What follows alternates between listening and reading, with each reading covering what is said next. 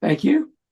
Good afternoon, everybody. I'd like to call this session of the Board of Revision to order and acknowledge that we are in Treaty 1 territory, the home and traditional lands of the Ojibwe, Cree, and Dakota peoples, and the national homeland of the River from Métis. Our drinking water comes from Shoal Lake 40 First Nation, Treaty 3 territory. With me today is Bill Moretsky and Mr. Doug Marks. My name is Harvey Diamond. I'm chairing this meeting. The City of Winnipeg Assessment Department is being represented by Mr. Kim Wong, and the administration of this meeting is being handled by Mr. Stephen Lunn. To the Zoom participants of the hearing, please note, you are placed in the waiting room until your property is called upon. When it is your turn, you will be admitted to the meeting. Kindly follow along in the City of Winnipeg's Board Revision YouTube channel for the hearing process. Once the host admits you into the hearing, please close or mute your YouTube player. You will then be permitted to speak with respect to your property. Once your hearing has concluded, you may leave the meeting. We'll be hearing applications for revision of the assessment rules in accordance with the Municipal Assessment Act. The matters for which revision have been requested have been described in each application, and we will limit discussion to those matters. The statements that are made at this hearing must be sworn testimony, and anybody speaking to a matter must first be sworn in. Be advised, the comparisons of assessments of properties are not considered as evidence of market value by our board. The Board of Revision is appointed annually by council and is independent of it and the city administration. We make our decisions on the basis of the evidence provided at the hearing and will issue a written order that we mail to all parties as soon as possible.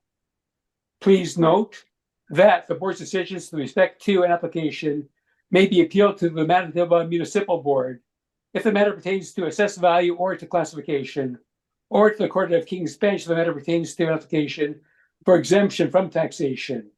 And should you wish to appeal, information how to do so will be included with our order. With respect to the hearing process, I'll confirm the points of appeal with your property be addressed with each applicant following the applicant being sworn in. We will then have the assessor's testimony followed by any questions the applicant may have, and then the applicant's testimony followed by any questions. And each side will be given an opportunity to summarize if they wish to do so. Once all the evidence upon an application has been brought forward, the applicant may leave. The process will repeat for each item on the docket today, and the session will close after all applications have been heard, and the board will deliberate in private to render its decisions. Receive the board's decision by written mail as soon as possible. As information, all public hearings are live streamed, recorded, and will be part of the public record. And today we'll be hearing items 1, 3, and 4 on the docket today. And Mr. Lunn, you can swear in the assessor and the applicant number 3, as I understand that number 1 is not yet here, so we'll stand that one down. Mr. Assessor, please state your full name. Kim Wong. You affirm that the evidence you're about to give at this hearing is the truth, the whole truth, and nothing but the truth? I do. Thank you. Ms. Applicant, please state your full name. Susan Sapanic. You affirm that the evidence you're about to give at this hearing is the truth, the whole truth, and nothing but the truth? I do. Thank you. Thank you. So the first property on the docket is the property at 47 Carlton Street. And Mr. Wong, you can proceed when you're ready to do so. Okay. The subject property is 47 Carlton Street. The file number is 24-527. The roll number is 120-926-09000. This is a residential apartment block that's 2 stories high. It was built in 1959 and it has 16 suites with 7 outdoor parking stalls.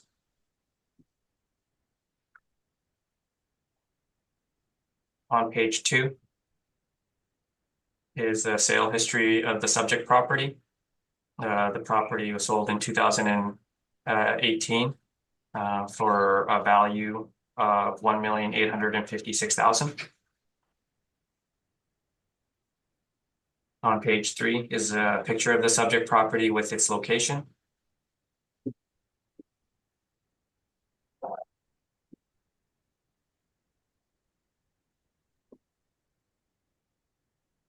On page 4 is our income valuation summary.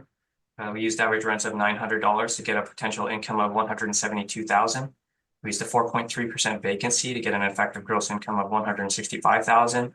And we used a 50% expense ratio to get a net operating income of $81,000. Capped at 4.95% to have an estimated market value of $1,655,000. On page 5 are some rent comparables showing that the rents that we've applied is in line with market rents. On page 6 is information on how we derived our cap rates. The majority of the cap rates fall between 4.75% and 5.45%.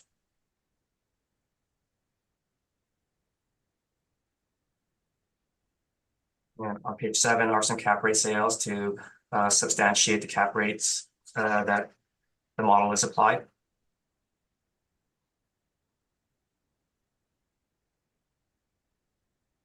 And some of the cap rates range from 2.99% to 5.74 or 5.75%.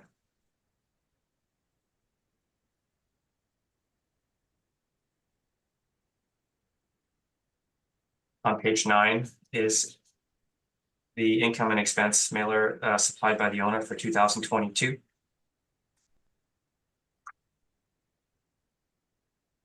That is the only mailer that we have. I don't believe that we've received a response for previous years prior to 2022.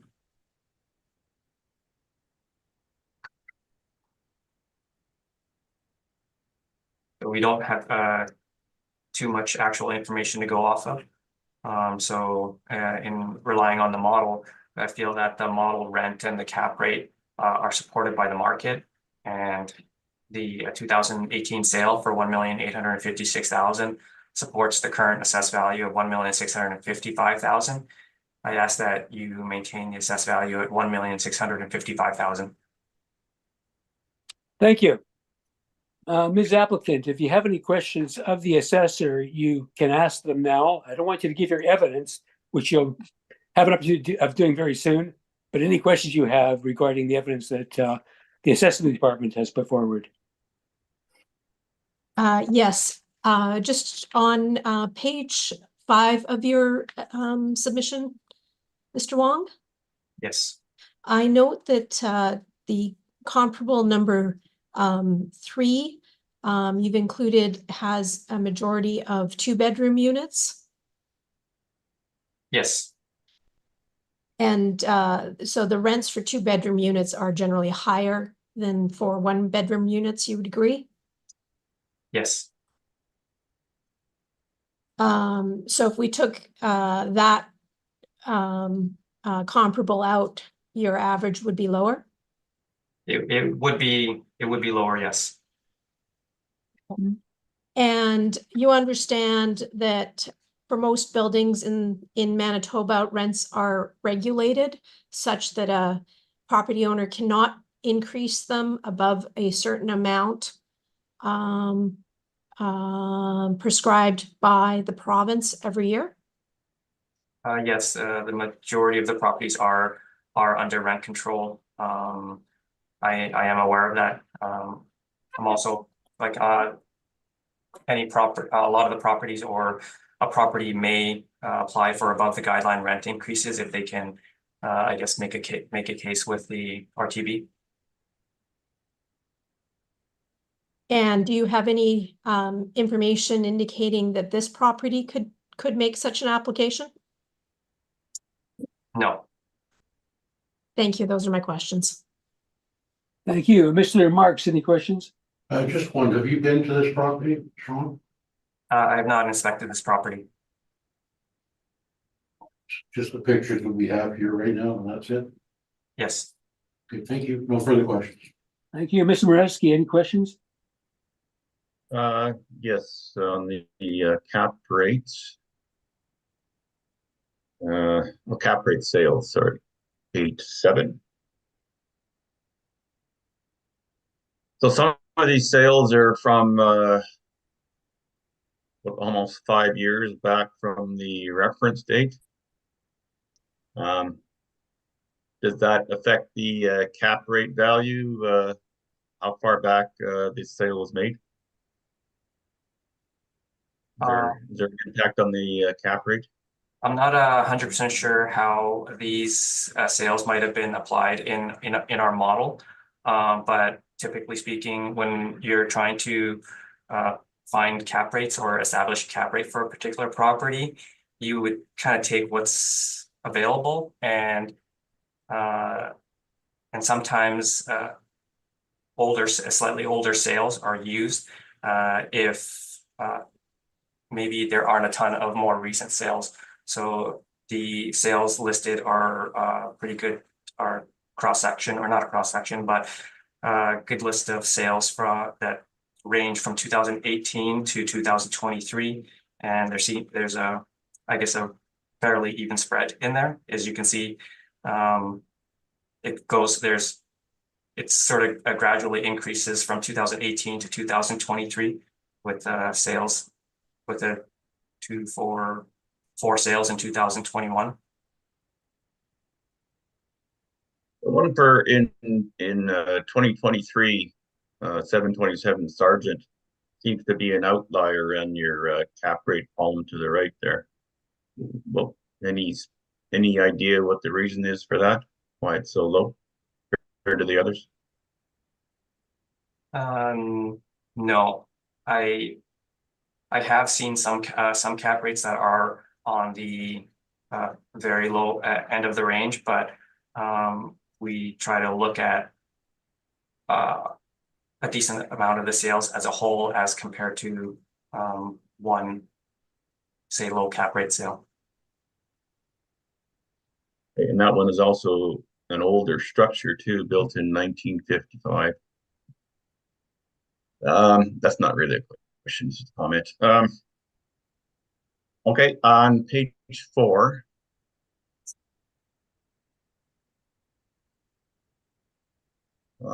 You said that it had parking spots. Yeah, that'd be on page 1. Page 1, yeah. How many parking spots was it? 7. 7. Okay. But you didn't, the model didn't put anything in there for that to come up with the value. Is that correct? In terms of, say, parking revenue? Parking revenue. You didn't include any parking revenue in your model? No, the average model rent, it includes other additional revenues such as parking or maybe laundry. And so all the parking revenue and laundry is rolled into the average monthly rent that the model applies. Okay, so what would other income be then? If it's not Well, just for example, like parking or laundry, or sometimes there's some miscellaneous income. Yeah, so if that's rolled into it, why is there a place for other income? What would that be then? There's $0 there for other income. I'm just asking what would that would be if parking it's and typically, laundry. I guess, sorry, in the model's income workup, that other income is typically 0. But any sort of additional income, like say such as parking, is included in the average rent per unit. In this case, the $900 would include parking or other income. So these comparables on page 5 then, the average monthly rent per unit, was parking considered in that number? I am not 100% sure. I would think that it would be because they should be comparable to each other. Okay, like, do any of these apartments have dedicated parking, like not parking on the street, but have an actual parking lot? I'm not sure. I'm not sure about whether the comparable properties for the rent have any additional parking. So parking could be impacting the monthly rent then. And yeah, it definitely could. I mean, there will be some buildings that have a little bit of parking, some that maybe a few have no parking.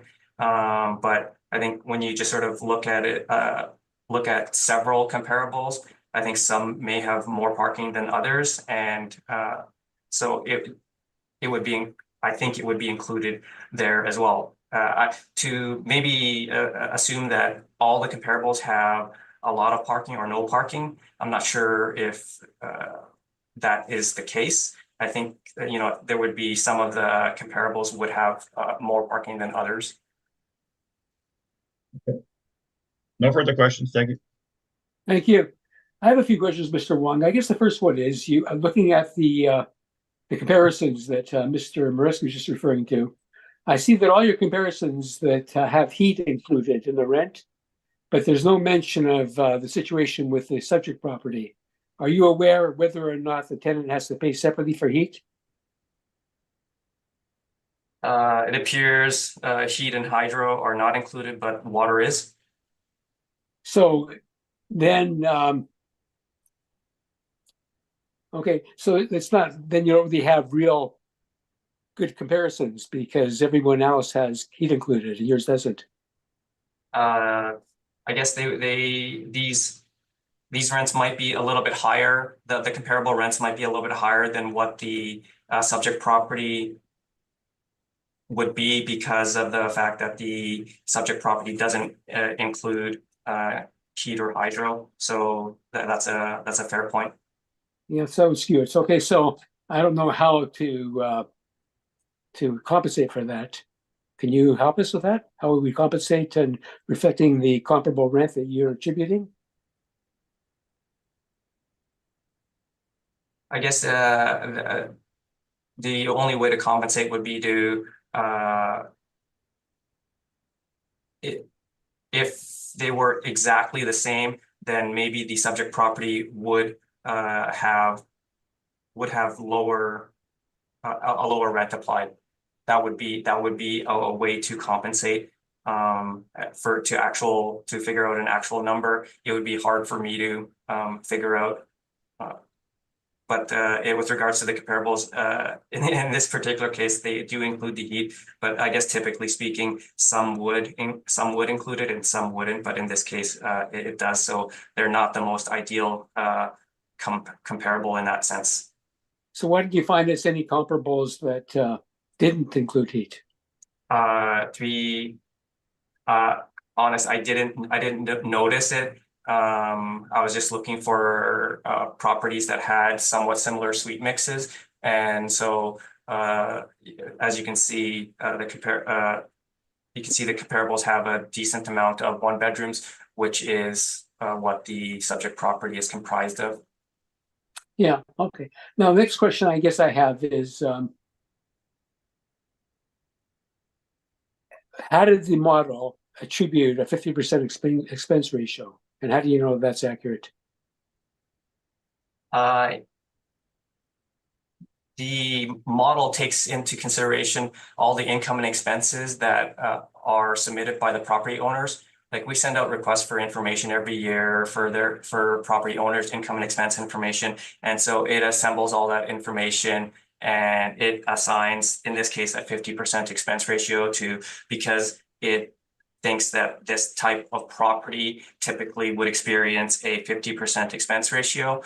And I have a decent amount of experience looking at income and expense information because we enter it into our system every year with regards to taking the information that property owners give us and putting it in our system. So I have, I guess, a fair amount of experience with the income and expenses. And in my experience, normal typical apartments are around the 50% range. And of course, there are some that might experience more in the 60 to 65% range. And there are also some that experience like between 30 and 40% for a lot of the newer builds. So with regards to how accurate this 50% for the subject property would be, I feel it's fairly accurate because it's consistent with my experience and the amount of income and expense mailers that I've looked at.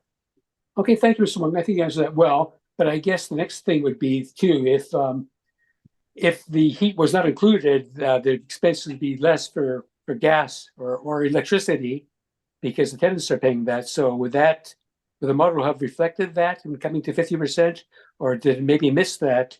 And the first question I asked you, could that be answered by maybe too much is being attributed to expenses because of that, which the tenants Yeah, are. no, I just like the rents sort of include other incomes such as parking and laundry. These expenses, they don't. I'm not sure if they take into consideration whether it's sort of hot or hot rents or not, and it's more of a blended one where it's probably a mix. So I'm not sure if it takes that into consideration. Okay. My last question, I guess, goes to I know you gave us quite a few comparable sales to establish a cap rate, and I thank you for that.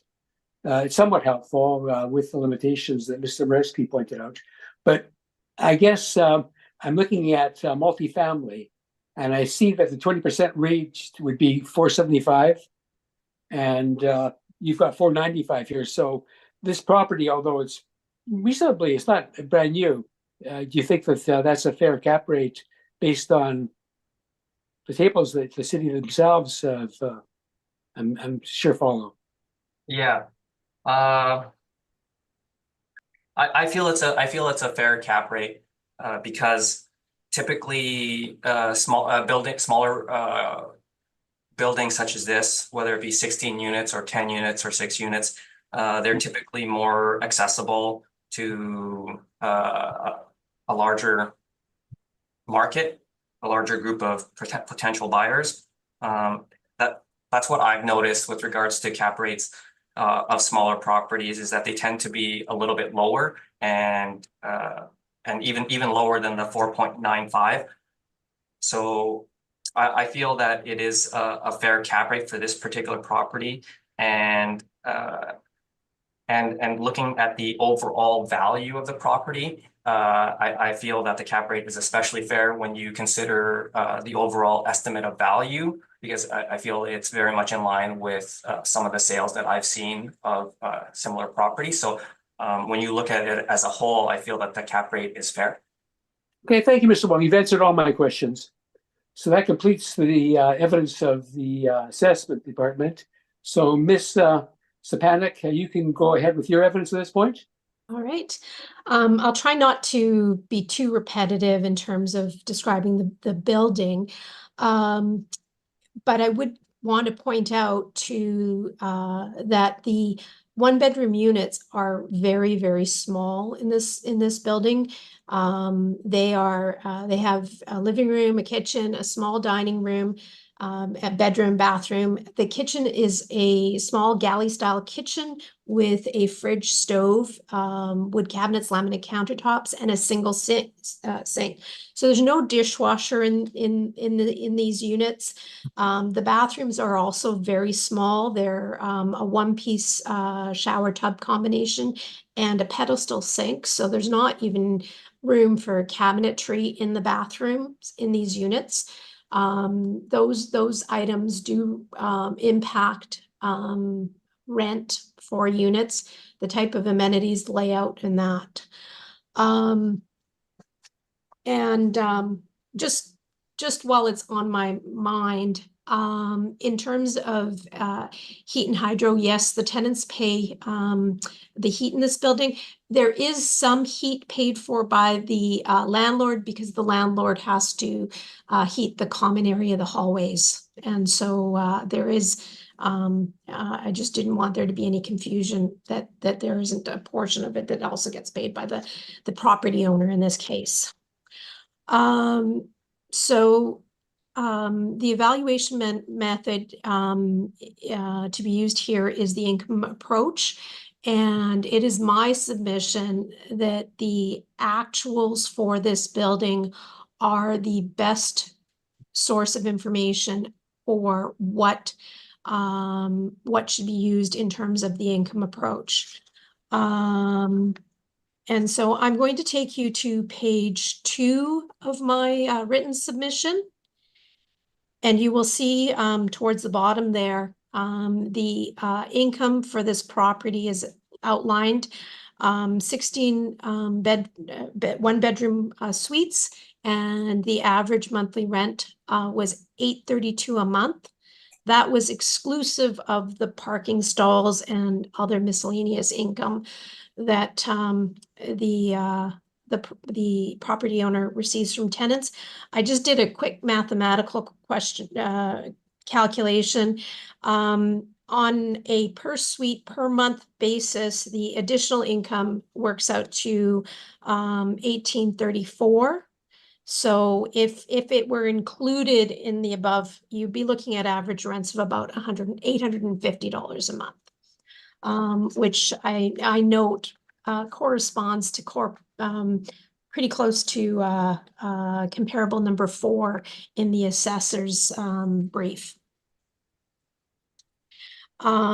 So given that, and given that this property was or is and was at the in 2022 subject to rent control, I would point out that when this property was acquired in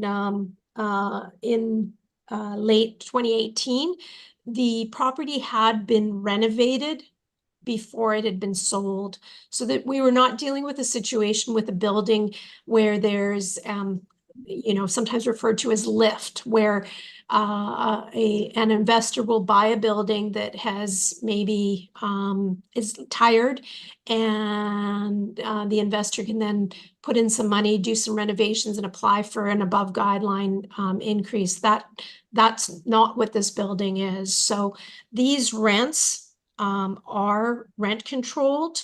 In 2022 and in 2023, the rent guideline increase was 0% for the province. That 2023 guideline increase was announced in the fall of 2022. So any investor purchasing the property, in that sort of first quarter of 2023 would know that the rents were going to be stagnant for the next year. It's my submission that the actual rents do reflect market value for this property. And then I'm going to turn to page 3 of my written submission, and I've set out there a full breakdown of the operating expenses for this property in 2021 and 2022. And I've also added a stabilized figure there. And essentially, for the most part, averages were taken, except where there was some anomalies, and except where the 2022 annual expenses reflected a true increase. So for example, for the insurance rates had been going up. So instead of using an average, because they weren't going to go down, any investor looking at this property would know that. So I've used the 2022 figure for insurance, the 2022 figure for professional fees, because again, our accountants are not decreasing their fees, and then averages for most of the rest. When I did that, I came up with an annual figure of $94,188, which is 59% of effective gross income. And I would submit that, given the somewhat stabilized nature, that this is also an accurate reflection of what this building costs on an annual basis. So the final item I'm going to, before getting to the actual calculation, address is the cap rate selection. And you'll see on the bottom of page 1 of my report, and in particular schedules A and B, I've set out some cap rate reports from Cushman Wakefield and Colliers for the first quarter of 2023. I'm going to say that evidence of cap rates, historical cap rates, where we are in a situation where there have been significant movement on interest rates, which we're all aware of during that period of time.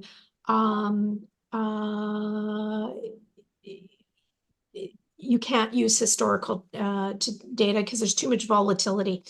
We all know that cap rates reflect what an investor expects in terms of return on their money. And in hand with that, if most investors need to take out mortgages to fund an purchase of a property. So if mortgage rates are double in a period of time, you're also going to see cap rates change too in that period significantly. The cap rate ranges identified by Cushman Wakefield were 5 to 5 3/4, and Colliers were 5 to 6. So in my view, a cap rate of 5% for this property is appropriate. It's on the low end of those two ranges. I looked at the fact that, you know, this property is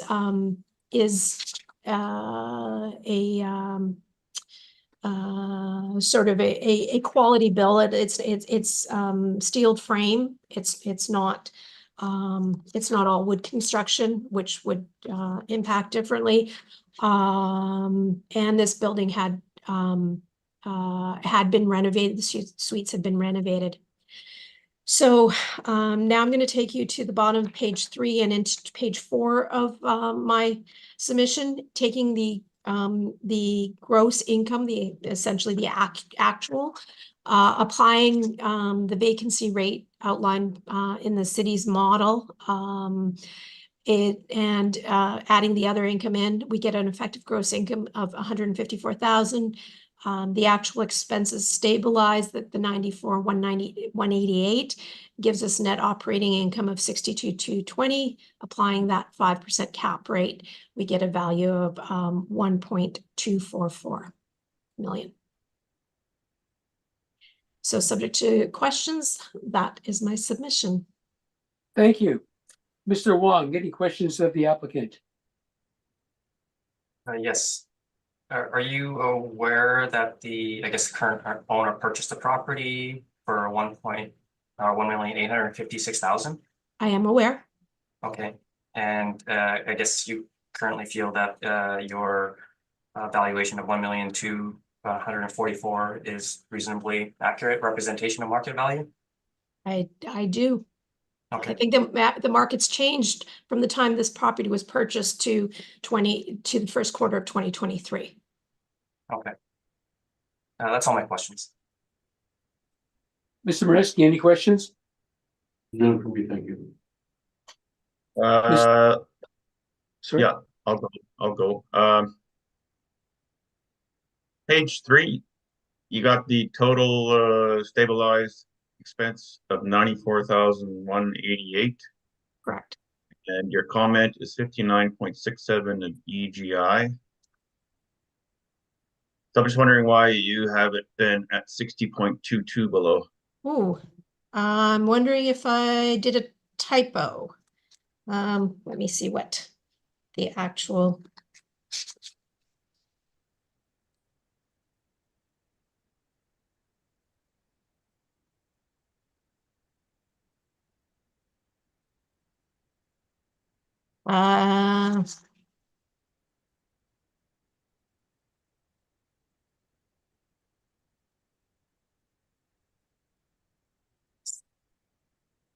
The 60 is correct. The 59 is a typo.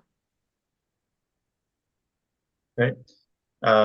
It doesn't matter anyways, because he uses the actual figure 94,188 in the calculations. So you said that the rent controls were 0% for 2023. You have, that is documented somewhere, yeah. It's supplied by the Residential Tenancy Board. I'm not, I don't recall if that is sort of a regulation that's passed or whether it's just some other form of government imposed how do I put it? Government imposed indication. I mean, landlords have to provide tenants notice of their rent increase and then have to supply copies of those notices to the residential tenancies branch. So the residential tenancies branch has control, and if a landlord is not abiding by those rent controls, then they can roll back the rent. So. Okay, well, we'll just restate the question. You're 100% certain that the rent control from 22 to 23 is 0%? Yes. Okay.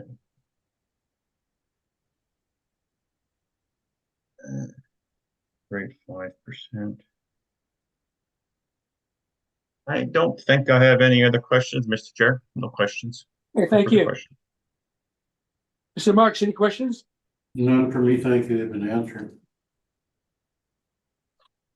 Okay, I've got a few questions going to your expense write up here.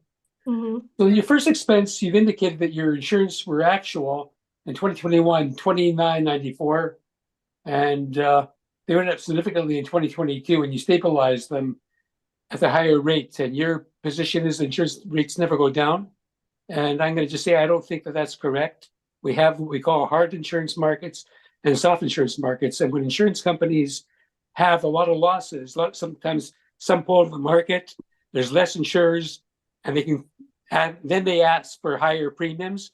And then other insurance companies come back into the market. There's more insurers looking for business, and rates go down. And we right now are in a hard market, I acknowledge, but I've been through stages where I've seen soft markets. And how do you know that stabilizing it at almost $5,000 is reasonable on the basis that we know the rates go up and down for insurance? Okay, and I probably did generalize too much. I do recognize that there can be, but there not only can be, not only, excuse me, not only, excuse me, let me finish. Not only can be, in the past, I've seen many situations where there have been, okay? We're in a hard market right now. I acknowledge that, okay? But we've been in soft markets before where a bunch of insurance companies have come into the market. Sometimes they have premiums that they actually lose money on when they get out of the market. But for a few years, people needing insurance get bargains. So why are you stabilizing it? I'm asking you at $49.87. All right. I am stabilizing it at $49.87 is that because at the first quarter of 2023, every indication was that we were in what was going to be a prolonged period of a hard market. So since we are evaluating this as of the reference date of April 1st, an investor looking at this would, again, I mean, nobody has a crystal ball, but the market from insurance agents at that time was indicating that the insurance rates were not coming down in the foreseeable future. Okay, that's your answer. My next question is on property management. So you take 5% of the actual income, because that's what they charge. So your rates, your rental income went up in 2023 then.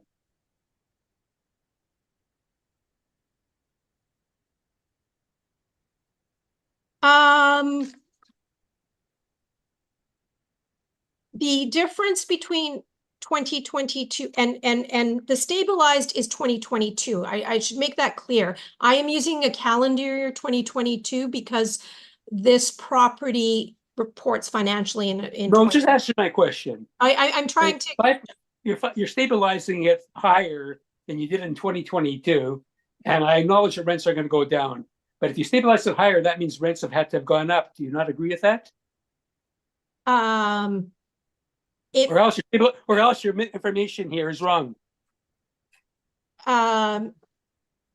there could be a Just slight. answer the question, please. I'm trying to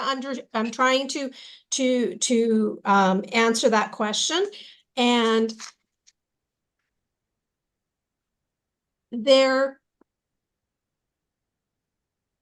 the actual numbers for 2021 and 2022, That's what you say. They're actual, yes. correct, could reflect some changes in the additional income, parking stalls, and other income.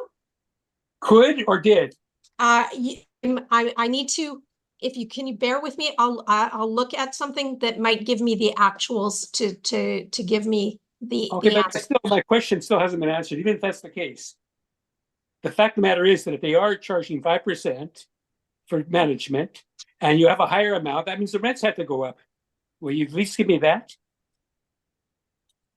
I guess my question is it the rent or is it other charges?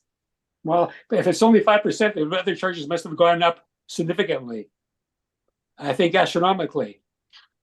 Because there's such a small percentage compared to what the rent is.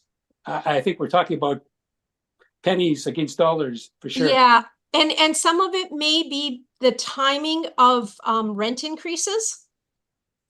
So I'll give you an example.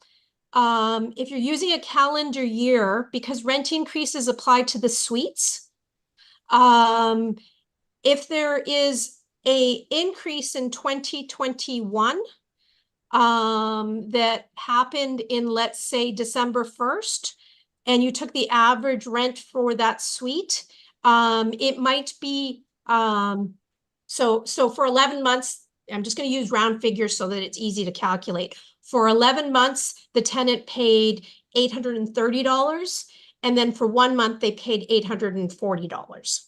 All right, so there was a $10 increase, but it was only for 1 month in 2021. So there were increases in 2021. There may not have been as many increases in 2022. Are you following? Well, I see that your I see that your management fees are going up every year. And you stabilize them higher than they were in 2022. So obviously, they've been going up every year. And I don't think you've answered my question if you don't acknowledge that that's the case. Because then I have to look at all your arithmetic here and look at it all with a grain of suspicion.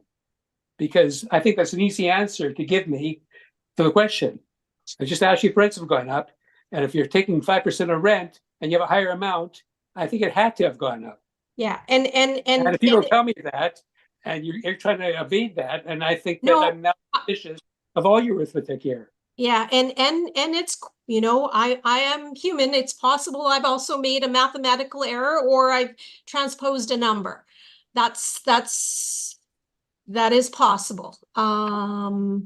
You know, I guess, and that's why I have a spreadsheet that I was trying to pull up so that I could hopefully see if maybe there was a mathematical error or I transposed a number when I put it into my submission. So I'm just looking at that right now to see if I can.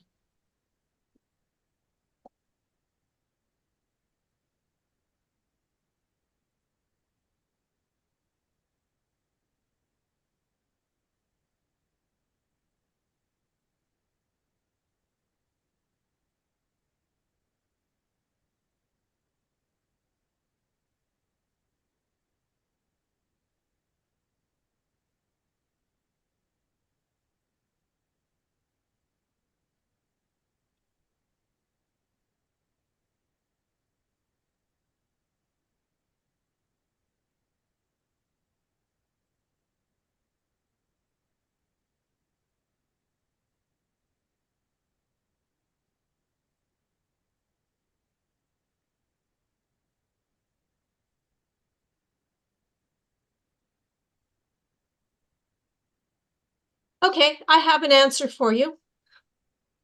So the numbers that are taken in actual 2021 and 2022,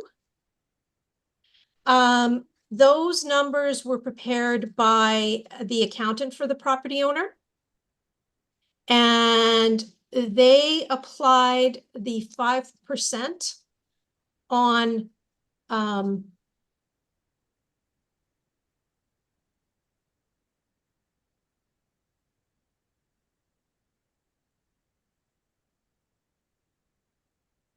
a different, with a different vacancy, a higher vacancy than what I've used. So the, so the actuals were lower rents because there was a higher vacancy. Okay, yeah, well, you're not really showing vacancy or anything, but that's okay. Okay, that's your answer, and No, I can, I'll bear with it. Okay. okay. My next question goes to hydro. I see hydro went down from 2021 to 2022, and you stabilized that between the two using an average, which is fair. But I'm just wondering, why would hydro go down when rates seem to be going up? You know, it could be as simple as, in 2021, more people were in the building and maybe more doors were opening and close. I mean, to me, it didn't seem like a material. And it also could just be a timing of sometimes when invoices get entered in, which is why we stabilize it. Do you Okay, I understand? agree. It's not material. I agree it's not material, but your gas, I mean, but your heat and vent and air conditioning is material. Yes, it is. And again, that's, It's almost double. Can you account for that? That is I that can't. is And unbelievable. That right. And, the reason I averaged it was because of the fact that there was, asking questions though, didn't that seem to be unusual that it could almost double in 1 year? Especially when your tenants are paying for their own heat and their own air conditioning. So you really don't have that much in the building because all the suites are paid for by the tenants. So you only have to heat common areas.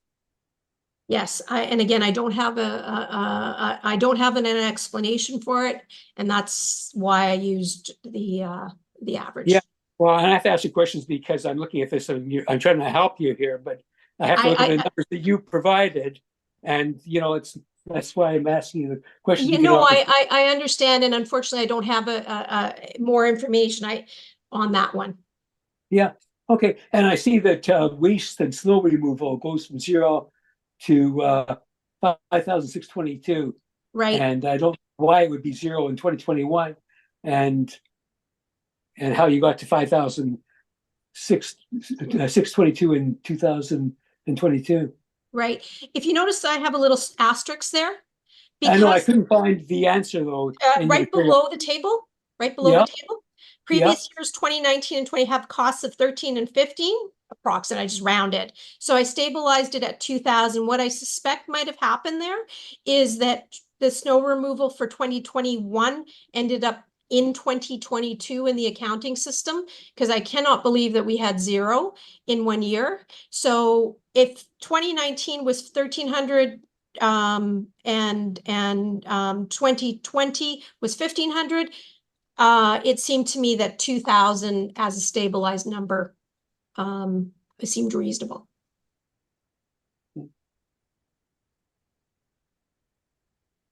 Internet and telephone. This is an apartment building that is operated by, I mean, you're not there. It's not an office or anything. It's the people living there. How do you get internet and cable bills of $2,700? There is a on-site caretaker, and he has a cell phone and computer to use to do his work. So it is the internet and cable used to for that. Okay, fair answer. Okay, that's my questions. Thank you, Ms. Stepanek. Okay, so we've now heard all the evidence on this. We will render our decision in due course, and thank you for your appearance and the material you provided. And if anybody would like to make a summation on this matter, I'll give you the opportunity of doing so. Mr. Wong, if you'd like to, you can go first, and then I'll list Ms. Sapanico if she wishes to. Yeah, I'm good. I don't need a summation. Okay, Ms. Sapanic, would you like to state anything and summing up? I'm good as well. Okay, thank you very much. Thank you. Have a good day. Goodbye. You too. You as Goodbye. well. Thank you. Okay, so we'll then go on to item number 4, which is the property at 394 Agnes Street. My fault, and then before you sit down, I will affirm you into the hearing as well. Okay. Okay. Ms. Applicant, if you would please state your full name. Aileen Laurel Gwendolyn Bogatti. Do you affirm that the evidence you're about to give at this hearing is the truth, the whole truth, and nothing but the truth? I do. Thank you. You may be seated. Okay, and for some reason I haven't been able to download the AT&T brief. I'll try again. Okay, I'm gonna have to open the agenda again. My agenda is not allowing me to do that. Okay, Mr. Chair, if you need to take a recess to fix that, we can. I think I should have it now. I just go to the agenda. Just give me a second. Okay, Okay, I think I should have it now. This has happened before. I don't know why it happens, but I'm good now. Thank you. Okay, Mr. Wong, we're ready to proceed on the property at 394 Agnes Street, and you can go forward with your evidence when you're ready. Okay. The subject property is 394 Agnes Street. The file number is 24-692. The roll number is 130-411-11000. This is a residential apartment that's 2 stories high. It was built in 1963 and it has 6 units with 4 outdoor parking stalls.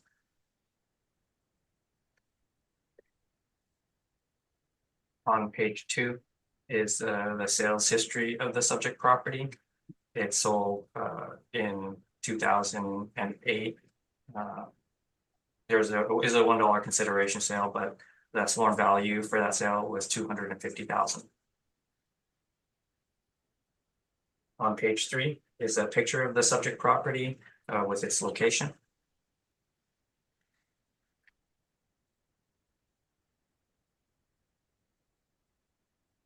On page 4 is our income valuation summary. We use average rents of $767 to get a potential income of $55,000. We used a 3.6% vacancy to get an effective gross income of $53,000.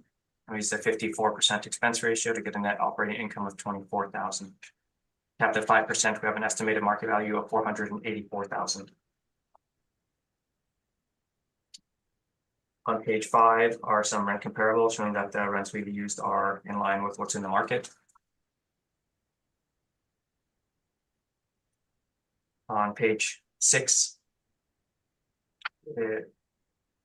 is a summary of the income and expenses submitted by the owner for a stabilization of the property. On the bottom chart, I used an income from 2021 at $48,000, and I averaged expenses from 2019 to 2022 at $25,000, giving an NOI of $22,000. That NOI is a little bit less than what the model is estimated at $24,000. So using the 5% cap rate, I'd like to revise the assessed value to $451,000 as on the chart on page 6.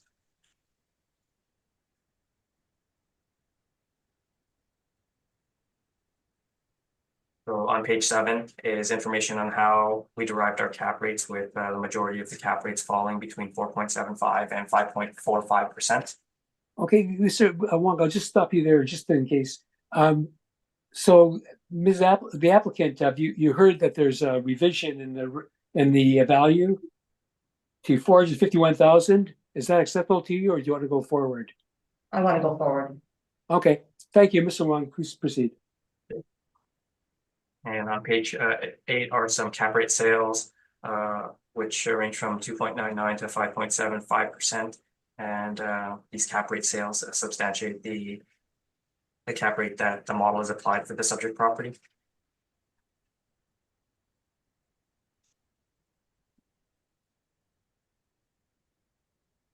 The remaining pages are the from page 10 onward are the income and expenses submitted by the owner.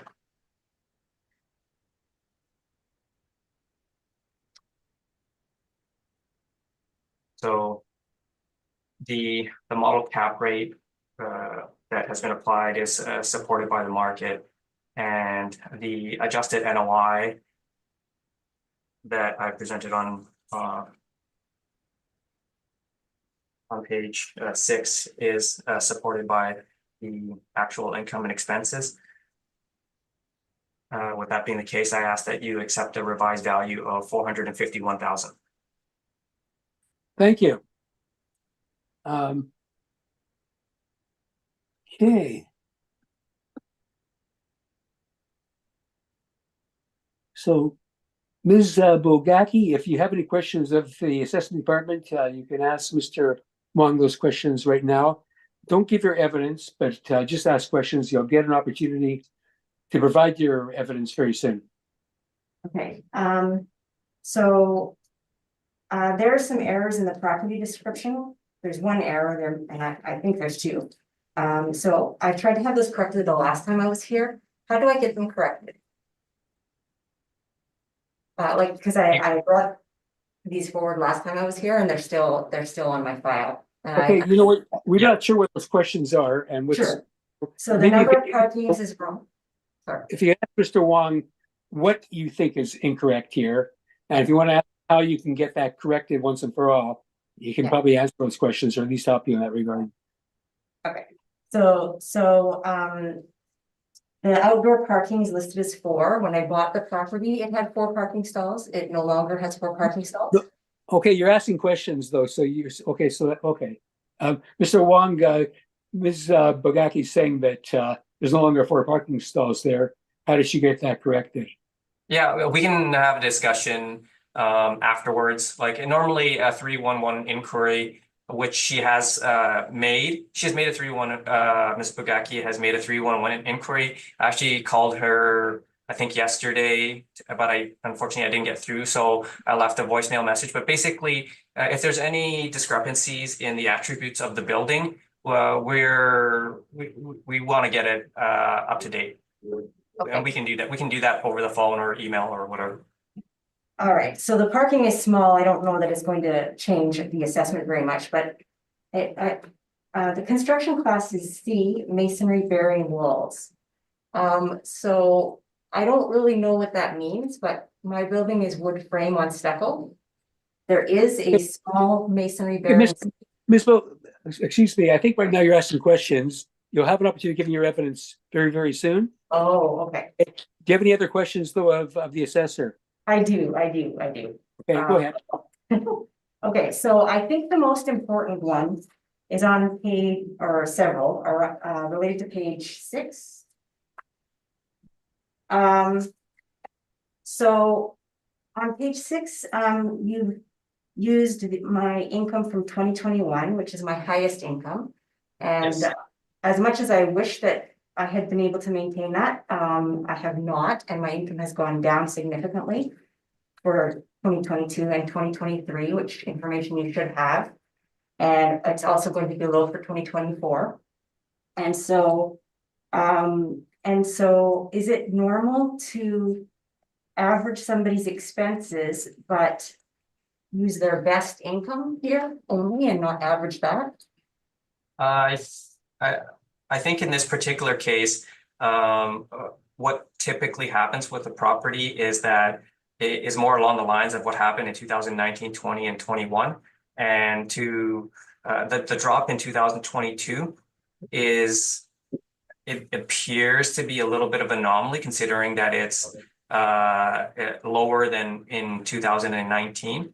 I think it could be potentially, like in this particular instance, it could be fair to potentially take a bit of an average of the income, but typically speaking, we would take the most recent year, which is normally the highest amount of income. And in this particular case, seeing as 2022 seemed like a bit of an anomaly, I used the 2021 income to try to estimate the net operating income.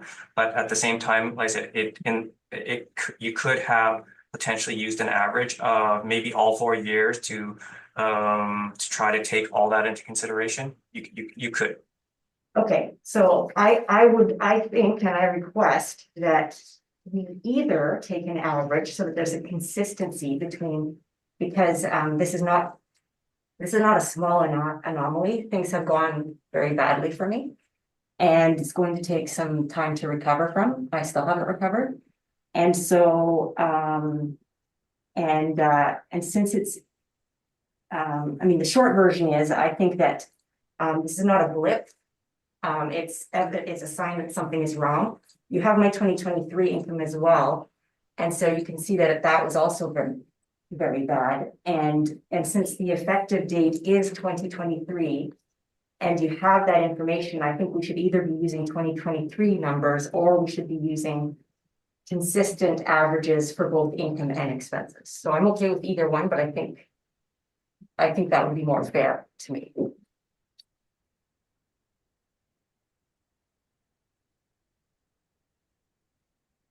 That's a question. Mr. Wong, what do you think? I'm sorry, I didn't know there was a question. Oh, sorry. So could we either use 2023 numbers to arrive at my NOI, since the effective date is in 2023, or could we average both my income and my expenses for the same time period? Yeah, I think like I said, I think if we went either way, I think they would be, in my view, reasonable. But in this, I guess just in this instance, this is how I went about it because, like I say, typically when you look at an apartment building, the income, the most recent years of income is usually the highest, and this one is a bit of an anomaly. So I just felt that using 2021 was somewhat consistent with how I might normally do it. But like I said, I acknowledge that you could potentially, just to try to get take everything into consideration, you could try to average the income for all 4 years to try to figure out something reasonable as well. That approach would be, I think, is reasonable as well. But in this case, I kind of went with the 2021. Is this the appropriate time for me to point out what the numbers would be if we average? No, you can do that in your argument. Right now you're asking questions, but you certainly have the opportunity to do that before you. Okay, so I should save that for later. Yes. Okay, so my next question is, why did he use the 5% cap rate when my property is clearly being rented below market value? My rents are below market value, and therefore I am not in the, sorry, on page 7, he uses a chart where the city of Winnipeg presents that multifamily properties in the city of Winnipeg, that if you just look at from the 20th percentile to the 80th percentile, so 60% of multifamily properties in Winnipeg would have a cap rate between 4.75 and 5.45. But 20% are below and 20% are above. And since my building does not have average rents, I think I would fall in, you know, I don't know if it's above or below because I don't know which direction it's going, but I would not fall in that 60%. I would fall in the outliers as making a lower profit than the average property owner, and that devalues my property. That is more appropriate later, I guess, but that devalues my property, and so I don't agree with your use of 5% as a cap rate. I would suggest that between 6% and 7% would be more accurate. Okay, I think it's a question, Mr. Wong. Yeah, sorry. Not- I would do badly in Jeopardy. Yeah. With regards to just say the 5%, this is a lot of the times the properties with say maybe potentially lower net operating incomes, the cap rates can be pretty low. It could potentially be in the actually like in the 2% range, in the like 1% range in terms of cap rates, because that's just what some of the properties are kind of purchased, and that's the cap rates that can kind of come out of them. So the negative aspects are probably could probably be reflected in the lower rent that you're charging, and the five cap is just a sort of I would say a normal cap rate, and so I think applying that is it can result in a reasonable estimate of value for, in this case, it might be say potentially 75,000 a unit. And sure, I've seen some where the unit value is lower, but I've also seen a lot that are right at that 75,000 and also at 80, 90, and 100,000 for maybe similar vintage properties. So I mean, you can have that a cap rate range and kind of still be right, but like say when I look at the overall estimate of value, in this case maybe 451,000, I think it's reasonable. I don't think we are, I guess, I don't believe we're over assessing in any unreasonable way. I feel that the value is reasonable when you, yeah. Okay. So do you think that being accurate or using an accurate assessed value and therefore giving an accurately assessed property value 60% of the time is correct or is just to property owners?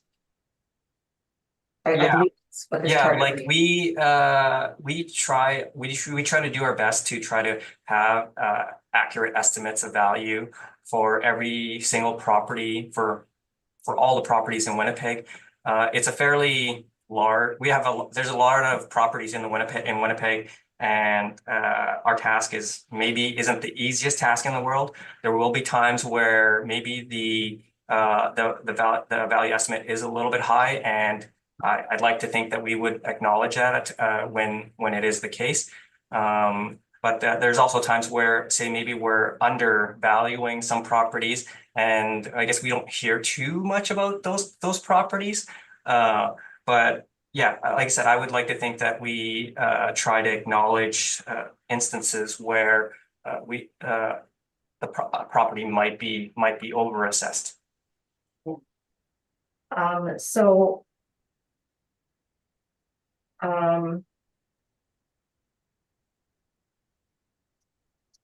Yeah, I don't think that having a rate that's accurate 60% of the time is.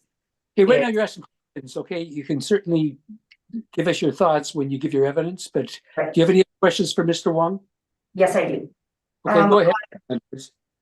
Sorry, on page 8. So the previous person brought up the outlier, or somebody brought up the outlier 727 Sargent Avenue with the cap rate. So I'm wondering, actually, I'm wondering how you arrived at that number, because this chart does not provide the net operating income or the gross income. And without that information, I can't see how you arrived at that cap rate or how a model or however it happened. Yeah, and in this particular instance, my colleague looked at the income and expenses for that property, stabilized a net operating income for that property, and applied that stabilized net operating income against the sale price of 582,000, and it worked out to a cap rate of 2.99%. And that's how the every cap rate on that chart was calculated by stabilizing the income for the property for each of those properties. So somebody on the assessment team calculated that? Yes. Okay, because it happens that property, a realtor sent me these information for that particular property. Excuse me, you're asking questions right now. I think that's argument. yes. Certainly can put that forward. So if that's wrong, okay,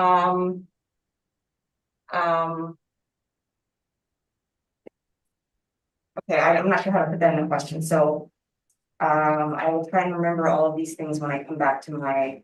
Yeah.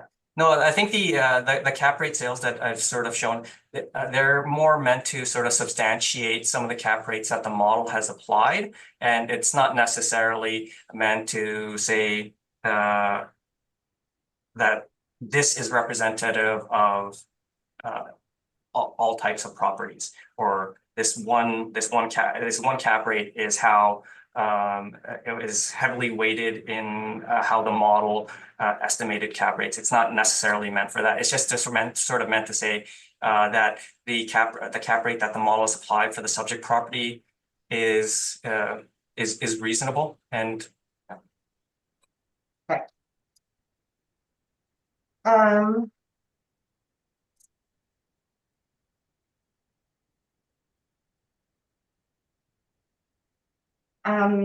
so can you provide the net operating incomes and the gross incomes in these in a chart like this on page 8? Because the chart is incomplete. So I'm Yeah. wondering. This is all that we are providing at the moment. Okay. And page.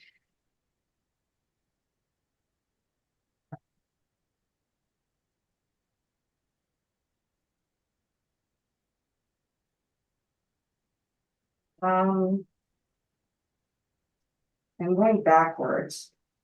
On page 4, how is my class and liability assessed? So my class and liability is 20T. Yes. I couldn't find anything about that.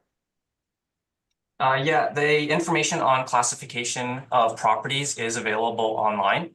And if you want to talk after the hearing, I can definitely point you in that direction. But it's almost a certainty that this would be a class code 20T for the subject property. I would say it's almost a certainty. Oh, and I don't even know what that means. So. Oh, okay. And then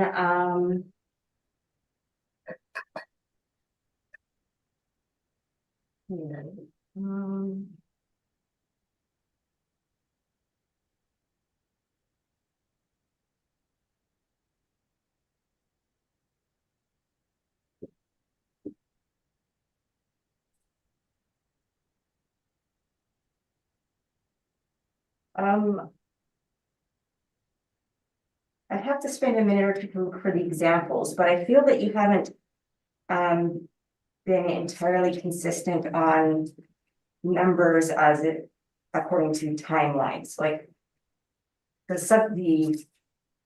sorry, I'm not very good at the vocabulary. The reference date. My understanding is that the reference date is what we're working with, and so shouldn't all information refer to the reference date? Yeah, the reference date is April 1st, 2023. And if we were to sort of just use only information available on April 1st, 2023, we might not have very much information. So we just try to look back either a year or 2 or 3 or 4, or to try to get enough information so that we can try to get accurate estimates of value. So that's why I like the reference date. That's how we would go about utilizing information. Okay, all right, that does make some sense. Okay, I think that's all my questions. Thank you. Mr. Marks, do you have any questions of Mr. Wong? Yes, on the income statement on your page. Page 6, Yes. I'm going through this thing, it's, the income is stable, 42, 45, and it was up 48 down to 39. Would it not make sense to take all four of those and do an average rather than, because that is a bit of an anomaly going up to 48 and then going down to 39, so maybe make it a little more realistic as to what the numbers are. Yeah, I think, like I said, I think using that approach would be reasonable as well. I think using maybe the approach that I've used, I feel that is reasonable, considering that that's how properties typically operate. But this might be a little bit of a special situation, and so I can see that approach being used as well. And in using that approach, which, like I say, I feel is reasonable as well. Right. If you actually did that, that would result in a value of 420,000. And I wouldn't be opposed to a value of 420,000. I feel that is within the range of reason.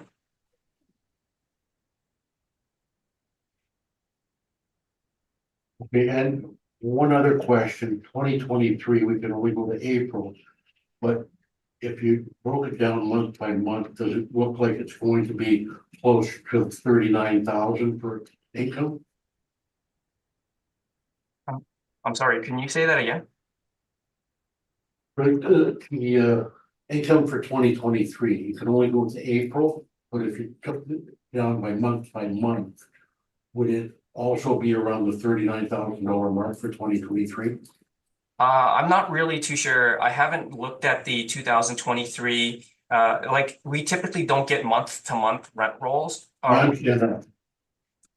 Yeah, and so when we look at income and expense information, usually people's years run from January to December, and so usually the earliest sort of full year for this cycle, the most recent full year is 2022, and so we normally look at the full year of 2022, and we don't. I was just looking to see if there is, you know, the same kind of a deal happening as there was in 2022. Yeah, I'm unfortunately I haven't looked at the 2023, like January, February, March, April. I haven't looked at that. I'm not even sure if it's available to us. Okay, fine. That's all I have for a question. Thank you very much. Thank you, Mr. Mr. Moretzky, do you have any questions? I do, yeah, just carrying on the same vein there with the income, actual income calculations on page 6.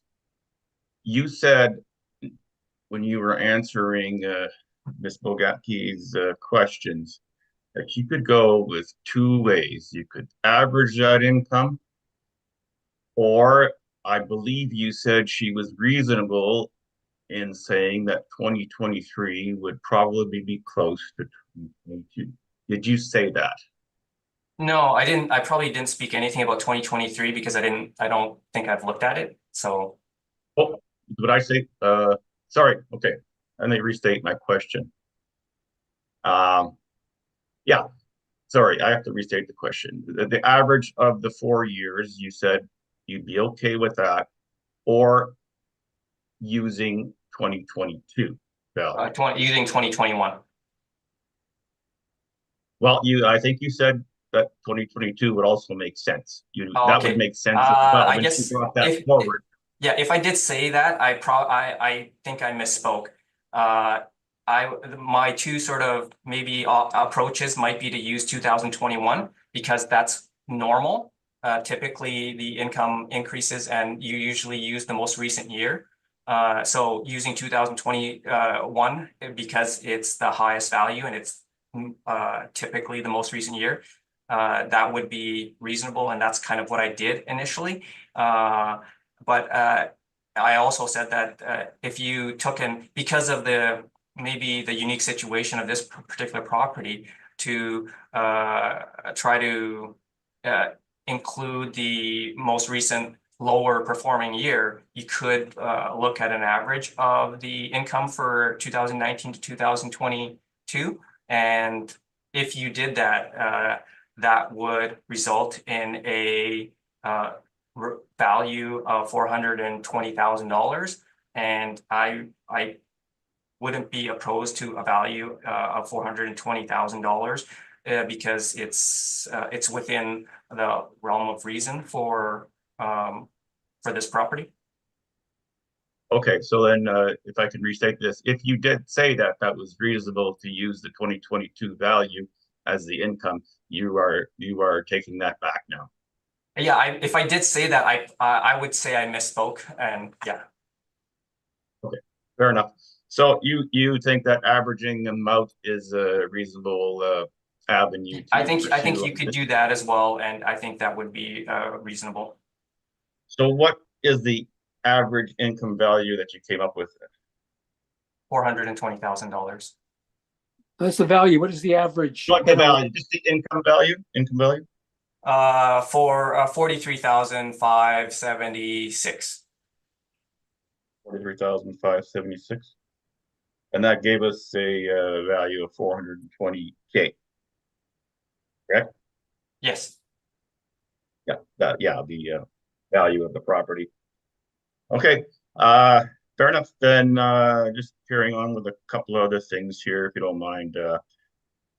Page 10.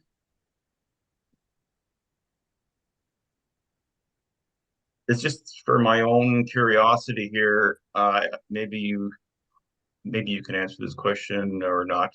The annual expenses that are recorded here have gross and net. I'm not sure if I've come across that before, but if I did, I don't remember. Why would there be different figures for gross and net, not just one net expense? Can you explain that? Yeah, I think that that area is meant to sort of for the property owner to tell us if the rent sort of includes certain aspects with regard to utilities or property taxes or anything.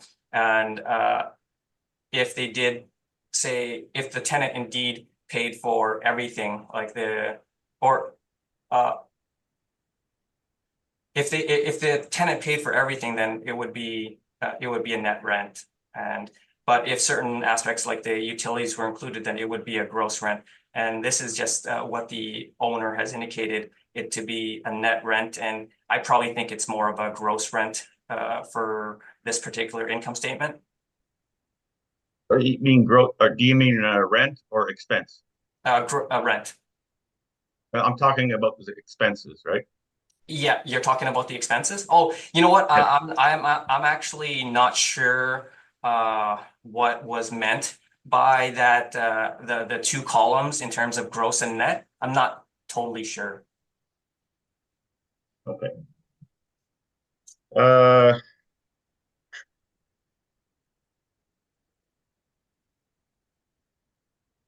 Yeah, I just wanted to maybe just reiterate another question that Ms. Bogacki asked about the transparency on the capitalization rate evidence on page 8. Those calculations, how you arrive at that cap rate, they're not available anywhere. So we just have to take them at face value here. This is all the information that we're providing, and I can tell you how we calculated them, but with regards to maybe all the income statements that went into them, that would make the brief pretty big, but that's not something that we're doing right now. And I guess I just like to point out that if you looked at somebody's appraisal report, they wouldn't give you the stabilization and the calculation of particular cap rates that they're utilizing to establish their cap rate in an appraisal report. So that's, I would say, somewhat normal practice. Yeah, it just seems like it's important evidence. Comment on that. And I won't say anything further on that, or I have no further questions, Mr. Chair. Thank you. Well, Mr. Wong, a lot of questions have been asked to you by everybody who preceded me, and some of the questions I might have asked, but I think you've already answered, so I won't. So I have one question though.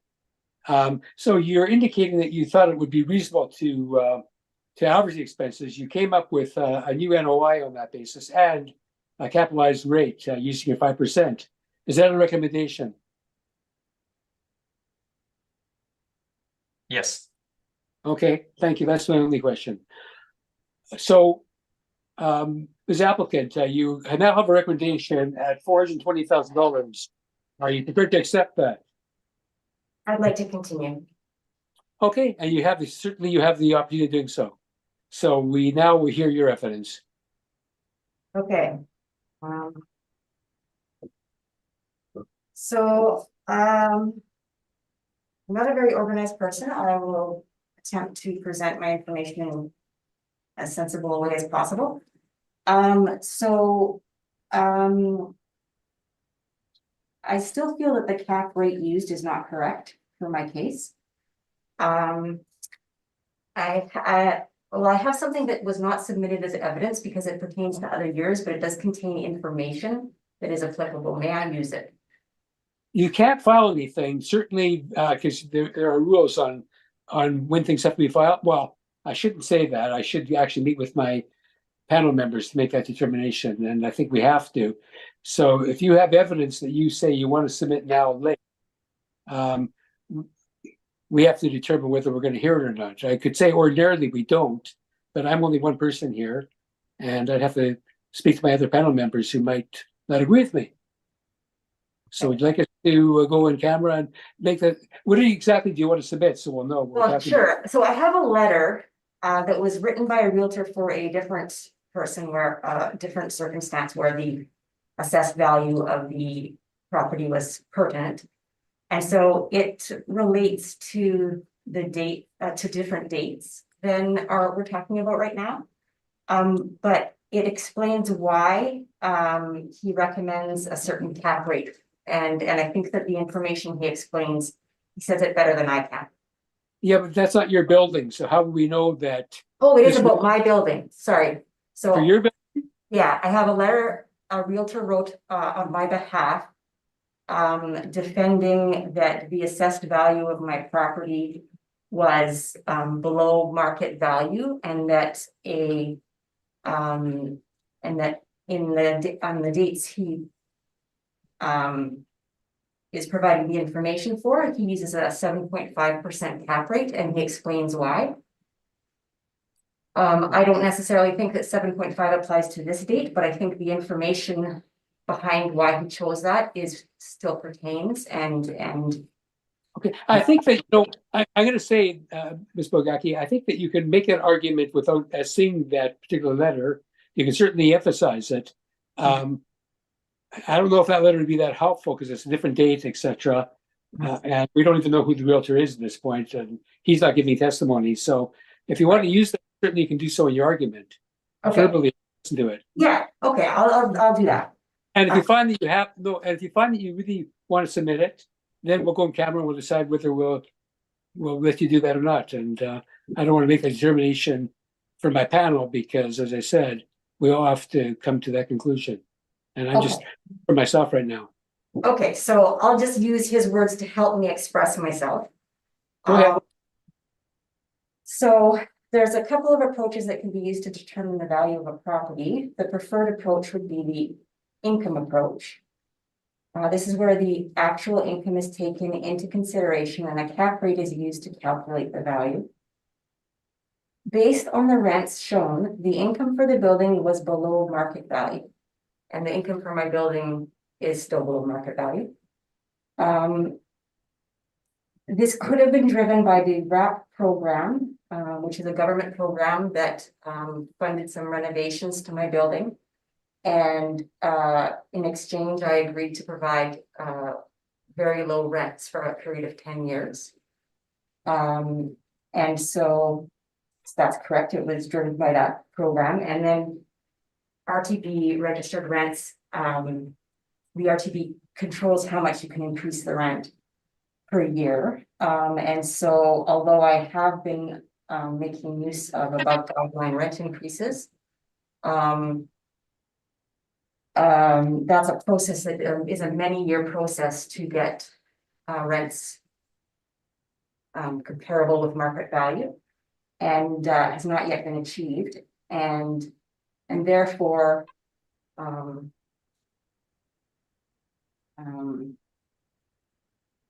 the below market value rents leads to a lower market value for the property, because a person would purchasing it would be looking at is how much profit you would make, and that would affect how much you would want to pay for the property. So so I believe that the assessed value of the property is not going to match up with similar buildings that have higher rents. I have 2 bedrooms that I've just finally broken $1,000 rent for a 2-bedroom. And that's, you know, pretty rare. That's hard to find. So I don't think that my property should be assessed like the average building. Also, in the case of my building, all of the capital cost improvements that were made between, I believe it's 2006 and 2009. That's approximate. And so the roof was replaced, the windows were all replaced, the flooring was all redone, the kitchen counters were all replaced, and a number of things were done to improve the bathrooms and the kitchens, as well as dealing with some major problems that the building had, which is why it was, you know, $125,000 when we purchased it. And so all of that was done, and then it became maintenance. And so that's why my expenses are fairly high, because there's a lot of maintenance on this building. And so although there's inflation and properties always or almost always increase in value, there's also depreciation that kind of obviously is not as much as the increase in value, but if I had sold the building in 2015 or something, it would be a building with a new roof, new flooring, new counters, new windows, everything new, and would be more valuable. And as time goes on, it now needs capital cost repairs, and that's going to negatively impact the growth in value. So certainly my building is worth more than it was 10 years ago, but not as much because there's been no capital cost improvements. But I think the biggest concern I have is the one that I think has the biggest impact on getting a correct assessed value is the cap rate is not reflective of this individual property. I don't think that a realtor or an investor would use a 5% cap rate if they came into my building and walked around and looked at what the numbers were going to be.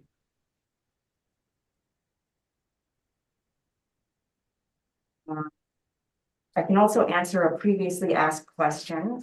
If I can find it. There was one year where I provided both the net and the gross expenditures. So I do all my own accounting. I do as many of the repairs I can do myself. I do everything myself. So I am the owner and the manager and the accountant and all those other things. And so I have attempted to fill out the forms accurately and certainly have filled them out honestly. However, I have not always understood what the question, like I know it's fill in the blank, but it's not as easy as it sounds. And so, I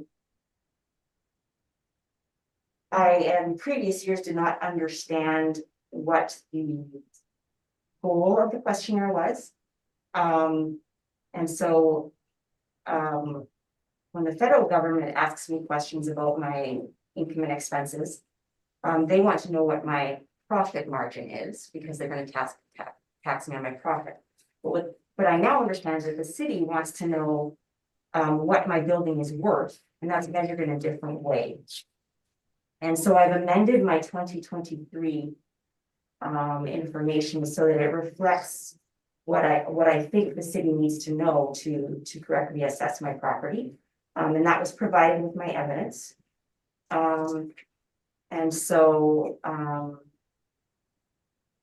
I have mistakenly all these years been because I live on site.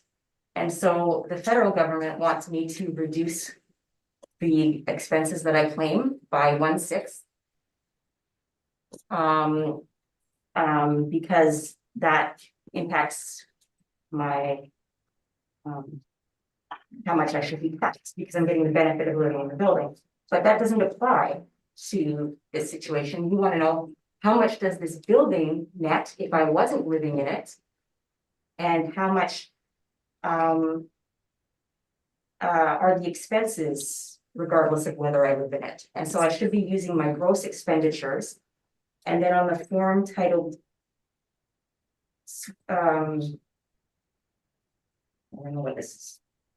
The multifamily questionnaire, which has a number of sections on it. It has suite rental income. So you want to know what the income from my suite is, which I haven't tended to provide because I didn't think it pertained, but I wasn't filling it out correctly. So I think that I have been overtaxed for many years because I wasn't claiming everything I should be claiming. And I think that it would be just to look very carefully at making sure that there's a realistic cap rate and a realistic average of what my income is, because the way I run the building is not the way it's not an investment property. It is a business where I provide a service, and I don't make the profit that an investor would make, because I don't do things the way an investor would do things. I do things the way that is best for people, because I'm in social work. I'm not an investor. So, and that does impact the value of the buildings. And so I think that if we're going to assess it correctly, that if we're going to assess the building correctly, we need to take into consideration that I'm not 60% of the population of property owners. I'm in one of the other two sections.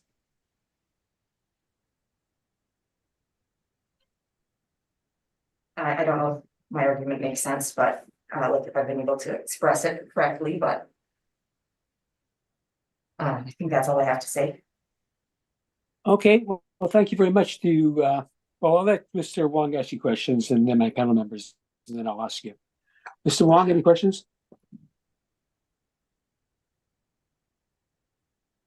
I guess it looks like it appears that your requested value today is about $250,000, as far as I can calculate. That's a demonstration of, or that is simply the answer I came to by using certain numbers. I frankly don't actually believe that my building is only worth $250,000. Maybe it's wishful thinking, but I think somebody would pay me more than that. But when I use the numbers, and I think that would reflect that I used the 7.5% that the realtor used. I would give, having listened to the information, that I don't think 7.5% would continue to apply. I think I've made progress on the potential of this building by gradually increasing the rents as I'm able. And so I think a 6% cap rate would be more appropriate rather than a 5. Okay, so like, what is your requested value today? Off the top of my head, I would say about 375,000. And that's, is that kind of based off of the numbers that you presented in your evidence? Well, you know what, I'm going to go to some calculations here. So the numbers, well, I'll give you the numbers that okay, so when I averaged my income over 2019 and 2022 and 2022, I got an income of $43,826, $827. Which I think is slightly different from the number you got. Yeah, I think so.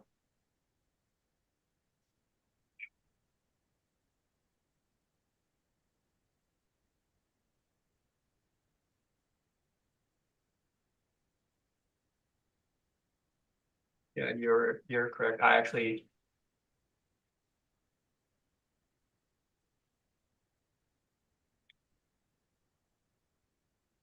Yeah, your number is correct. 43,826. Yeah, sure. Yeah. So. Actually, it should be 27. So when I subtract your average of expenses, that leaves me with 17,869 as my NOI. Is that correct? Sounds close,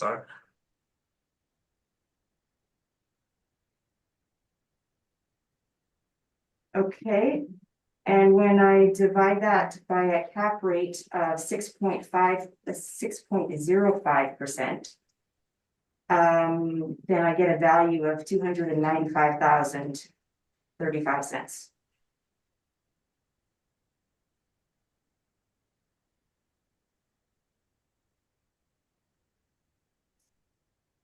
So is that your requested value?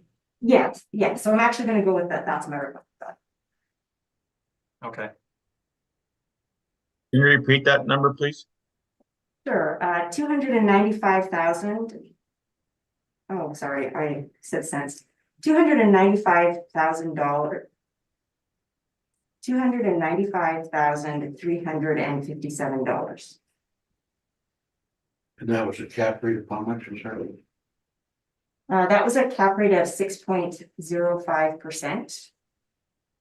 I would be open to something a little bit between, that and 5%, but I don't think the 5%. I think that's, just not realistic in my circumstance. My building's also a very basic building. Some buildings are made of solid brick. Mine is not. It's got some things that it's just not as valuable as some properties. Good.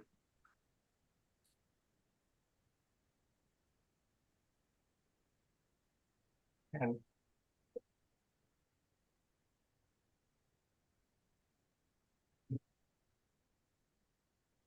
so I guess, you bought the property in 2008? I think I bought it before that. No, Okay. is that when the $1 consideration happened, was 2008? Yes. Yeah, no, my husband and I bought the building in 2004. We separated and my parents bought his half out. So. Okay. Let's see, I guess in 2008, it looks like the sworn value that you had on the property was 250,000. Does that sound right? That's what we did. There was no lawyers involved. There was, very minimal legal involvement, and next to no life experience. And so I can't say whether that's correct or not. We had no idea. So we just. we had paid 125. And the RAP program and ourselves put more than 125,000 into it. However, it was doing very, very badly in 2008. And so that's the number we guessed. Okay. And have you ever looked into did your realtor give you any indication as to what your property was worth? In 2000, sorry, which realtor are you referring to? The one that gave you the cap rate of 7.05%? Oh, in 2010, using that and that year's NOI, he said 258,000-ish. In 2010? Yes.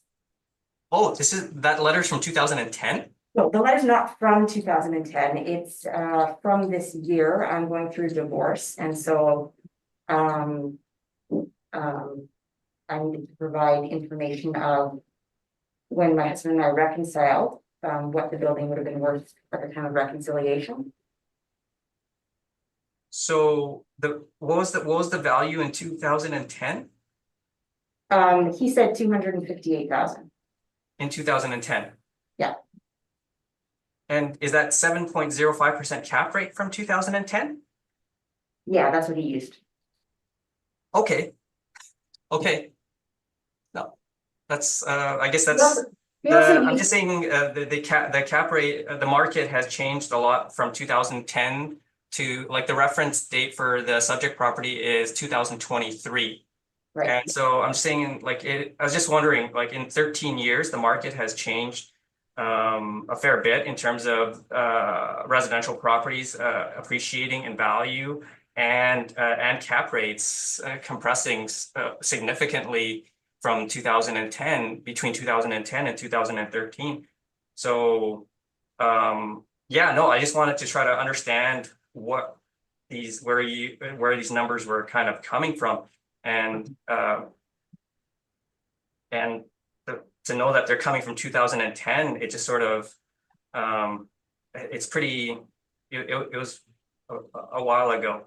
Yeah, and that's fair. That's very fair. But I have spoken to a number of realtors because, you know, realtors writing letters for people who aren't selling houses is kind of difficult to get, but you can have a conversation with them. And all of them have, all of the commercial realtors have consistently said that my property is below market value, that it is not worth market value, and they have acknowledged that you would not use an average cap rate, but I haven't been able to get them to find time in summer holidays when they're selling a lot of properties to write me a letter saying how much they think is the right cap rate. Okay. Yeah, I'm just not sure how useful, I guess, the information from, say, 13 years prior to the reference date. Yes, so I agree with you. Yeah. I agree with you that we can't use this letter to say how much the cap rate should be. And that's totally fair. I hear what you're saying there. I still think that the 5% cap rate comes from 60% of properties. It does not, 60% is a very small percentage out of 100. I don't think that you can apply what applies to 60% of the population to 100% of the population and treat that population justly. It works out for the city because the city, they got 20%, they're cutting off the lowest 20% and the highest 20%. And in a very simple way, that evens out on their side. But for 40% of us, that does not even out. And so 20% of us are being undertaxed. Okay, you've answered the question. Please don't go on. You're making an argument now, and just answer the questions because we're Sorry. gonna. Sorry, Yeah. I am. Okay. Yeah. Okay, no, I guess no, that would be provided some clarity. So that would be all my questions. Thank you, Mr. Moretsky. Do you have any questions? Yeah, those rent values that you had mentioned before, you said that you had some kind of agreement with, I think it's the province or the city, I'm not sure, either one, that impacts the amount of rent that you can charge. Yes. Can you tell me a little bit more about what kind of restriction you have on how much rent can you charge? Do they tell you exactly how much, or how does it work? Yes, unfortunately, I did not bring any of that paperwork with me because it is quite far back in time that I made the agreement. Probably I made the agreement in around 2008 or 2009, and it was a 10-year agreement. And so, they had a, so the first stipulation was I could only rent to people who were low income. So I had to ask personal income information from all prospective tenants to make sure that their income was low. And then I had to keep the rents a certain percentage below some guideline, which I don't remember the name of at this time. And so they were quite low rents. And so I remember collecting rents of $550 for 2 bedrooms. This is quite a long time ago. This is, 2010-ish, but or probably before 2010, but my rents were extremely low. And then for about 6 years, I was only allowed the guideline rent increases, which were generally 1.5%, give or take, per year. And I was unable to pay my bills from the rents and was paying the bills that entire time with my own income, supplementing the rent. And then I was able to,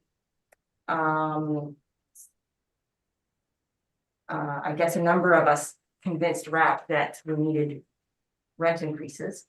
And they started allowing a 5% rent increase if we filled in an application form demonstrating basically our poverty.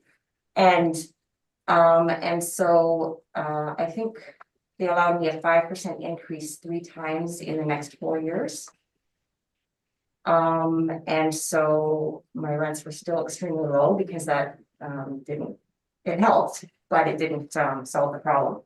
When I completed my agreement, I was then allowed to apply to the RTB for above guideline rent increases. And they have a formula, and so they don't cap your rent increase. If you qualify, you can get whatever you qualify for. So I've had some really regular increases for the tenants of I think the worst one was 18% that I was allowed in 1 year. So I am going through the process of getting my rents to a more reasonable rate, which will increase the assessed value of the property and is increasing the assessed value of the property, but this takes time. It's not an all at once solution. And then I had a number of significant setbacks and that has led to some significant losses over the last 3 years. I a few months ago was able to resolve one of the problems, and so that will help with 2020. It's already helping, but it won't show until 2025 in my numbers. And then hopefully I'll have things. If I may just interject, then I understand where you're coming from with the numbers then. However, if somebody was to purchase this property from you, would those restrictions be transferred to the new owner? It would have been if they had purchased it within the 10 years, which also would have lowered the value had I sold it during that 10-year agreement. Yes, the agreement would have transferred to the new owner. So as of 2023, then that agreement no longer applies to the prospective new owner. No, I'm now, yeah, so if I sold it, they would They would be buying my building as it currently is without any agreements with the government, aside from the regular RTP regulations. But they would be buying it with the side effects of the below market rents that they can only raise so much per year.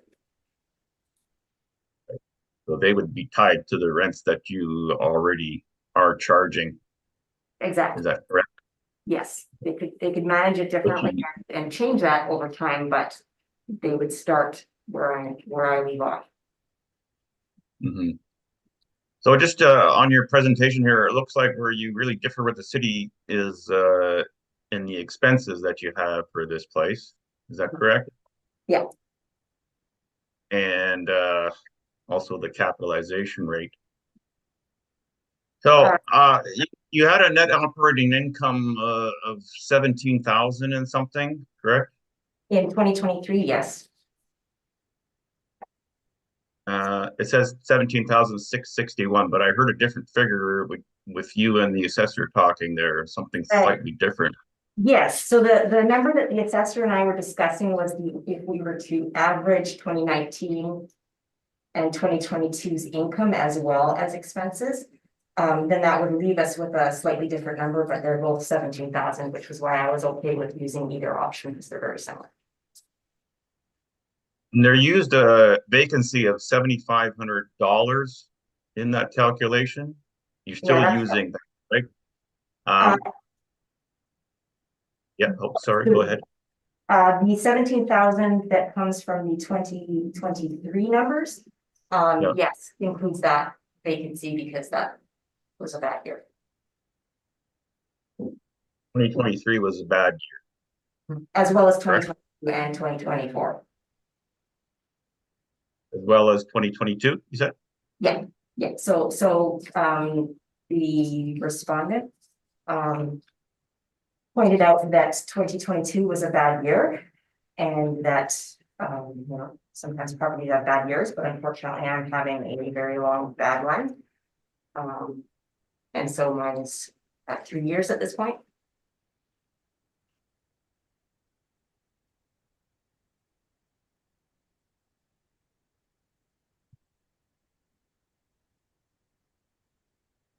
Just trying to sift through your numbers here. Why is the vacancy so high? If the rents are so attractive, wouldn't they be attractive? Yeah, so my rents are attractive. I usually have had about 40 applicants and people crying when I can't give them an apartment. However, in the last few years, you know, tenants don't take very good care of properties. And so things happen. And although I work very hard on maintenance, all my countertops have been burned by pots. My carpets have very, very strange marks on them. And various issues like that. So they're not as attractive. And my rents are now, they're in that price range where people go, yeah, that's not a real rent. Before they were so low that people would call me just to find out. And then they would find out it was legitimate. And then they would apply. But at this point, people just look at it and say, that's not really legitimate. And they don't even call me. And so I'm getting a much smaller number of calls. And then I was a caregiver for somebody who was terminally ill for 2 years. And I was not able to properly renovate the apartments. And so I tried showing them in their condition and had no buyers and was not able to make the time to make those renovations that needed to happen. I since have been able to, as I said, I solved one problem. So I have I was able to do enough renovations to one of the vacant apartments to rent it.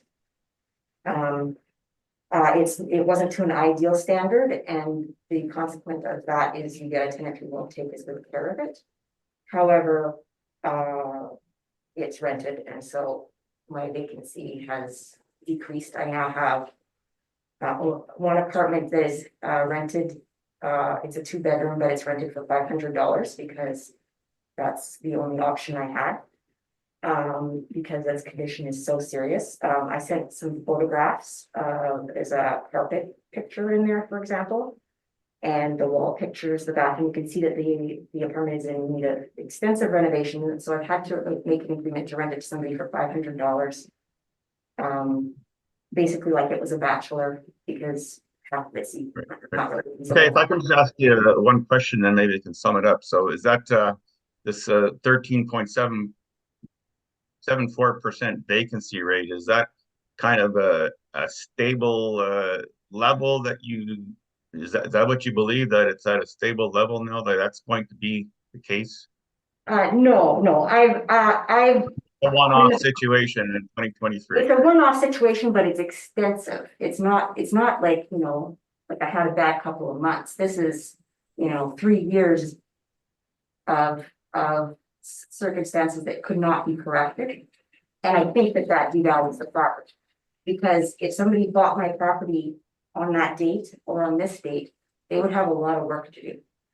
And so, and that would add to their costs, and the higher your costs are when you purchase a property, the lower you want to pay for the amount you want to pay for the property, right? I'm good. I got my questions answered. Thank you very much. Thank you. Mr. Marks, any questions? I think all mine have been answered. Thank you very much. Okay, so I guess a few things, just to get this clear though, Ms. Bogacki, you had a RAP grant, correct? And that was in 2009 or 2010? Pardon me? You indicated you had a RAP grant in 2009 or 2010? Yeah, that's when it started. How much did they give you? Sorry, it was earlier than that. It was completed around 2009, I believe. So they gave me $90,000 on the condition that I invested $45,000 in the renovations. And Right. then then there was things that were not included. That they then came and said, oh, but you have to do this too and this too, and we're not paying for it because it's the following fiscal year. And so you can pull out if you want, but we're not changing the amount we're giving you, but you have to put in more. Okay, so you paid the $90,000, you put that into the building though, Yes, they put $90,000 into the building. Okay, and that $90,000 made the building, I'm sure, pretty good at the time. At the time, yes, that's why people were crying when they didn't get an Okay, apartment. that's fine. Don't just answer the question. Sorry. Oh, that's okay. Okay, and I guess at the time then you couldn't sell the building because if you did for the 10 years, you'd have to pay back whatever RAP grant hadn't been forgiven because they forgive 10% every year, correct? For 10 years? That's right. Right. But now you can because the 10 years Yes. came to you, I guess, about 6 years ago now. That was when it would have terminated if it was for 10 years. Yeah. So it completed around 2018, yes. Correct. Okay. And you indicated that you live in the building. Yes, I'm an on-site caretaker and manager. And are you paying rent? No, because the agreement I have with my co-owner is that since they own half the building financially, but I do all of the work. And so I get free rent. Okay, so then you don't have rent for one of the units, and all the expenses, I guess, are then averaged over the other. Is it 16 units in total? So there's 15 others? No, there's only 6 units. This is a very small building. Oh, 6 units. Okay, so 6 units. You get free rent. You get 1/6 of the property, and you're not paying anything for it. And the reality is that I like.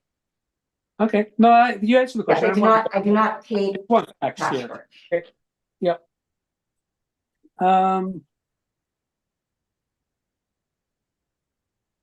Can I add to something you said? So when I provided the amended, I mentioned earlier that I haven't been claiming 1/6 of the expenses for many years. So. Are you now? In the Uh, 2023 income report, are you paying 1/6 of the expenses personally? I don't believe I claimed that on the original 2023 report, which is why I now, having learned things going through this process, I have provided an amended report, which is dated July 31st, 2024. And in that one, I claimed my correct expenditures and I provided the value of the apartment that I'm living in. I presume that they probably just calculated that value previously, but I actually provided it this time. Okay, but anyway, your NOI, your net operating income is derived on 5 people paying rent, not 6. No, my net operating income should be, if I did it correctly, based on oh, no, my mistake. The net operating income, yes, would be 5 The actual- income. Right. And Okay. gross expenditures, yes, you're Okay, correct. thank you. That's the questions. So we've now heard all the evidence. I'll let both Mr. Wong and yourself make a final summation if you wish to do so. You don't have to. And Mr. Wong, I'll give you up to you going first. Yeah. I guess maybe in a situation like this might not be super representative of a typical market operations in terms of an apartment. And so to sort of try to take all the uniqueness of this and try to make adjustments to try to value the property may be kind of difficult. What we may do in this instance is just to sort of look at the market in terms of what a market might get for a rent, and then we might try to estimate a market expenses to try to get a market value. Because I think if we try to make adjustments for all the unique aspects of this particular property, it would probably result in a pretty low value. Yeah, just for example, 2023, their income is $9,000. You know, capped at say 5%. That value is $177,000. And I'm not really too sure how accurate that is. So I believe that the 420,000 that I've suggested is reasonably representative of a fair market value for this property, and that I ask that you accept the value of 420,000. Thank you. Ms. McCarthy, if you have any thing that you'd like to sum up? Yes, I hear what he's saying. And I don't think anybody has time to take into consideration my unique situation to the level that it's unique. And so that's that far, I agree, that's fair. I still don't think that my building is worth $420,000. And I think that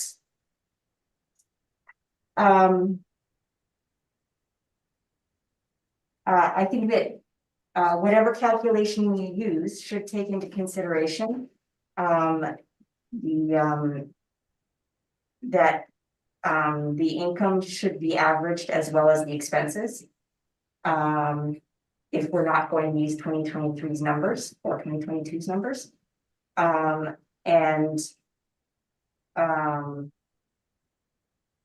And that a cap rate greater than 5% should be used. I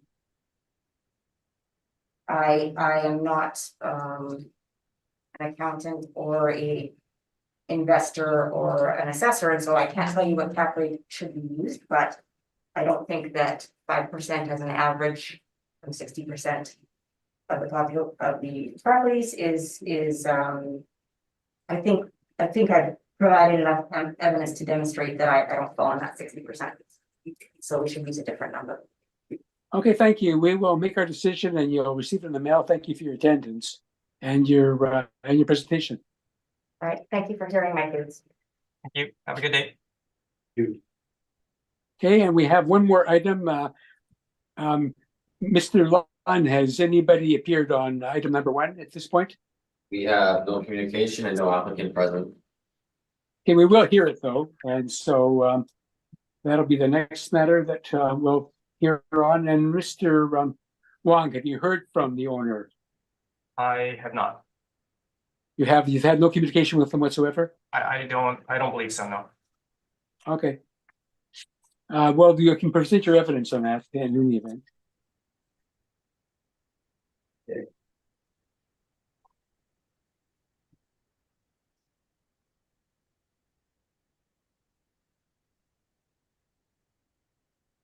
Whenever you're ready.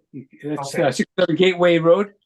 Yes, the subject property is 611 Gateway Road. The file number is 24-121. The roll number is 020-600-21000. It's a residential apartment that's 2 stories high. It's built in 1963. It has 5 suites with 5 outdoor parking stalls. On page 2 is the sale history for the subject property. It sold, the most recent sale was in 2011 for $395,000. On page 3 is a picture of the subject property with its location. Off Henderson near Kimberly, or near Kimberly and Monroe, or off Gateway. Actually, yeah, it's on Gateway. Yeah, we used average rents of $932 to get a potential of $55,000. We used a 2.6% vacancy to get an effective gross income of $54,000, and we used a expense ratio of 51% to get a net operating income of $26,000. Got that 4.8% to have an estimated market value of $553,000. On page 5 are some rent comparables showing that the rents we used are in line with what's in the market. On page 6 is a summary of the income and expenses. The estimated operating income for the property is about $31,000, and that supports the model's net operating income of $26,000. On page 7 and 8 is information on how we derived our cap rates and some cap rate sales. On page 10 is their income and expenses for 2022. So the model cap rate and model income is supported by the market. Their actual net operating income supports the model's net operating income. The 2011 sale at $395,000, I believe that supports the assessed value at $553,000 with how much the market has gone up since 2011. And so I asked that you maintain the assessed value at $553,000. Thank you. Mr. Marks, do you have any questions? No, for me, thank you. Mr. Marsky, do you have any questions? I do not, but I do want to ask a question about a previous submit application. You're talking about where parties are not in attendance right now? Well, I don't think we can it's talk in about. regards I to the don't think we can- calculations that the assessor came up with on 394 Agnes. Well, that's what we want to discuss ourselves, I think, because if the party is not present, I don't think it's proper to talk about it now. And we've got the Okay, evidence. fair enough. To close the evidence, I don't think we can certainly in our deliberations discuss it, but I don't think Okay, it's proper. no, Okay, so you have no questions on this one, though, you're saying? no, I don't. No.